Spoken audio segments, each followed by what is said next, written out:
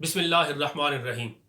सवाल ये है कि क्या जिस शख्स के लिए कुर्बानी करना वाजिब है उसके लिए ये भी वाजिब और ज़रूरी है कि वो ज़िलहज शरीफ के पहले 10 दिन तक अपने बाल और नाखून न काटे?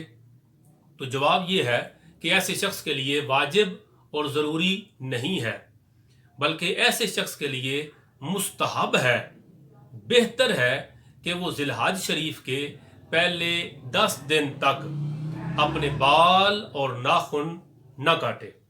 हुजूर सल्लल्लाहु ताला अलैहि वसल्लम का फरमाने ज़िशान है कि जिस शख्स के पास ज़िबा करने के लिए कोई ज़बीहा हो, जानवर हो ज़िबा करने के लिए, तो जब ज़िलहज शरीफ का चांद नज़र आ जाए तो वो कुर्बानी करने तक अपने बालों और नाखूनों को न काटे।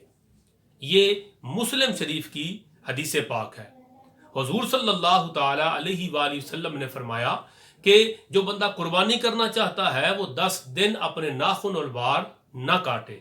तो ये जो हुक्म है ये वाजिब, फर्ज और ज़रूरी नहीं है, बल्कि ऐसे शख्स के लिए मुस्तहब है।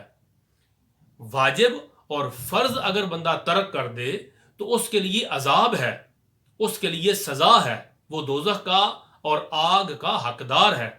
लेकिन अगर कोई मुस्तहब अमल तर्क कर दे तो फिर वो गुनाहगार नहीं होता।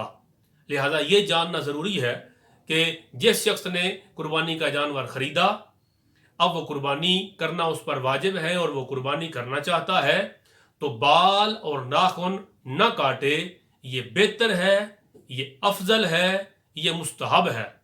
लेकिन ये अमल उसके लिए फ़र्ज, वाजिब और ज़रूरी नहीं है। हाँ, अगर करेगा तो इंशाअल्लाह ताला उसे सवाब मिलेगा।